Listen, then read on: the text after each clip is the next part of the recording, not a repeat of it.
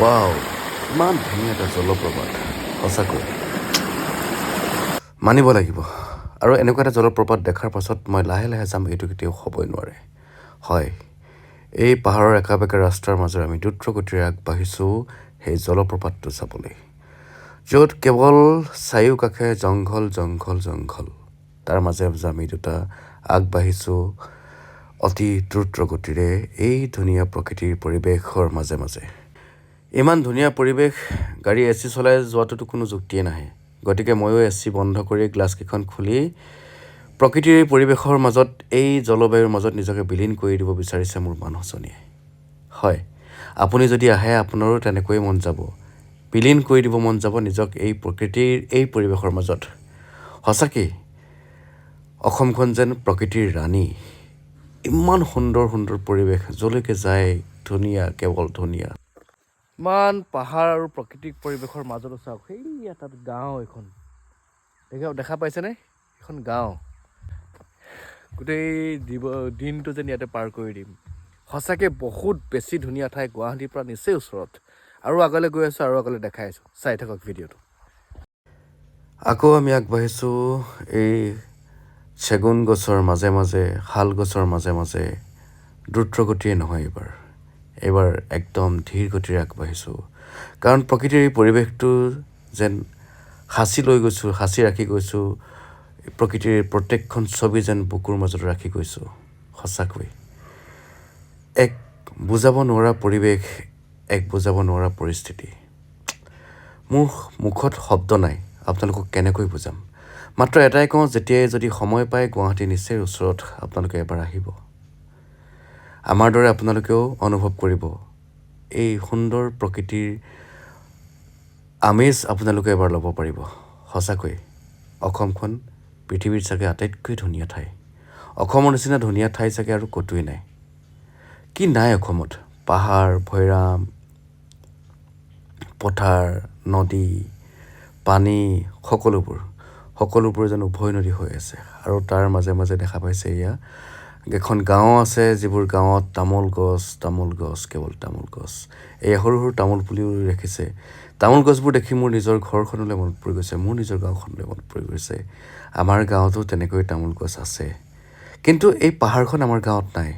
আৰু সেইকাৰণে হয়তো পাহাৰৰ কাৰণে মই পাগল, নাজানো। পাহাৰ মই বহুত বেছি ভাল পাওঁ আগৰ পৰাই। আৰু এই পাহাৰ দেখিলে মই থাকিব নোৱাৰোঁ। সঁচাকৈ এই সুন্দৰ পৰিৱেশটো আজি মই আপোনালোকক যদি ভিডিঅ' কৰি নেদেখুৱালেহেঁতেন, হয়তো মোৰ নিজৰে আজি এই জাৰ্ণিটো আধৰুৱা যেন লাগিলেহেঁতেন। আপোনালোকে সময় পালে আহিবচোন। প্ৰকৃতিৰ এই পৰিৱেশৰ মাজত অকণমান সময় উলিয়াই নিজক দি যাব, চাব যে আপোনাৰ জীৱনৰ কিমান এটা গুৰুত্বপূৰ্ণ সময় আপুনি ইয়াত দি গৈছে। সঁচাই।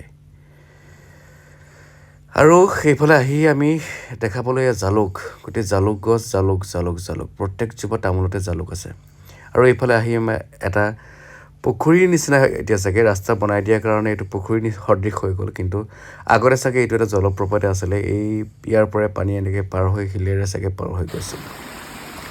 আৰু এনেকৈ আহি আহি আমি পাই গ'লোঁ এটা জলপ্ৰপাত। সঁচাকৈ মই এতিয়া ভাষা নাই আপোনাক ক'বৰ কাৰণে। খুব বেছি ধুনীয়া আছে। এই শব্দবোৰে মানুহক, আমাৰ যে পানীৰ শিলৰ ফালে থাকে যিবোৰ শব্দ আহে, এই শব্দবোৰ আমাৰ ওৱান টাইপ অফ মেডিটেশ্যন হয়। মাইণ্ডটো ৰিফ্ৰেছ হয়। আপোনালোকে শুনি চাওকচোন শব্দবোৰ। আৰু এয়া ফাইনেলি আহি পাই গ'লোঁ গড়ভঙা ফৰেষ্ট ৰিজাৰ্ভ। ৰাস্তাটো বহুত ভালো আছে, বহুত বেয়াও আছে, কিন্তু জেগাখিনি সঁচাকৈ বহুত বেছি ধুনীয়া। আৰু একদম মই এটা আচলতে বুজাব নোৱাৰা পৰিৱেশ। ভিডিঅ'টো চাই থাকোঁতে চাগে আপোনালোকে গম পাইছেই যে কিমান ধুনীয়া এটা সুন্দৰ এটা পৰিৱেশ। গুৱাহাটীৰ পৰা বহুত বেছি দূৰতো নহয়। আমি যিহেতু ঘৰৰ পৰা অহা অলপ দেৰি হ'ল, সেইকাৰণে আমাৰ অলপ দেৰি হৈছে, কিন্তু সোনকালে আহিলে সঁচাকৈ বহুত বেছি ধুনীয়া ঠাই। আপোনালোকে আহিব পাৰে। কেনেকুৱা লাগিছে? ভাল লাগিছে। কিমান? বহুত। আৰু তাৰ পৰা আমি ইয়ালৈ আহিলোঁ। ইয়াতে গাঁৱৰ ৰাইজে হয়তো আপোনালোকৰ সুবিধাৰ কাৰণে ধুনীয়াকৈ চাং বনাই থৈছে। ইয়াতে বহি আপোনালোকে খাব পাৰে।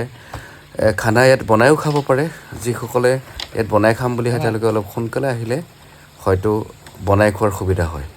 আৰু যিসকলে লৈ আহে খানা লৈ অহাসকলে ইয়াতে লৈ আহি ধুনীয়াকৈ চাঙত বহি এই পৰিৱেশৰ মাজত বহি খাই নিজৰ দিনটো অতিবাহিত কৰি যাব পাৰে খুব ধুনীয়া খুব সঁচাই ৰিফ্ৰেছ মানে ইয়াতকৈ বেছি আৰু ৰিফ্ৰেছমেণ্ট চাগে ক'ত নাপাব বুজাব নোৱাৰা পৰিৱেশ আচলতে খুব খুব ধুনীয়া ঠাই আৰু মেণ্টেলি ৰিফ্ৰেছমেণ্টৰ কাৰণে চাগে ইয়াতকৈ বেষ্ট জেগা আৰু নহ'ব গুৱাহাটীৰ পৰা নিচেই ওচৰত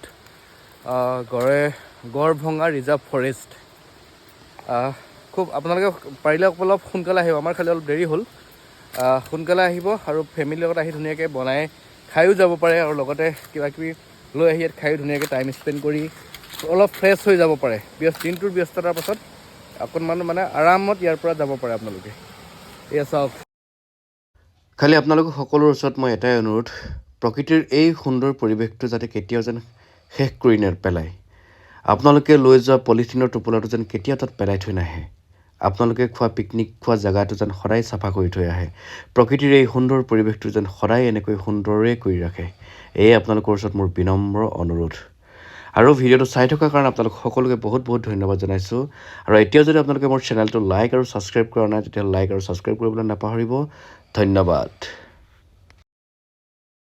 আহি এতিয়া কেনেকুৱা লাগিলে জেগা ভাল লাগে কিমান বহুত কি নাম জেগাখিনি Garbhanga Garbhanga forest reserve reserve forest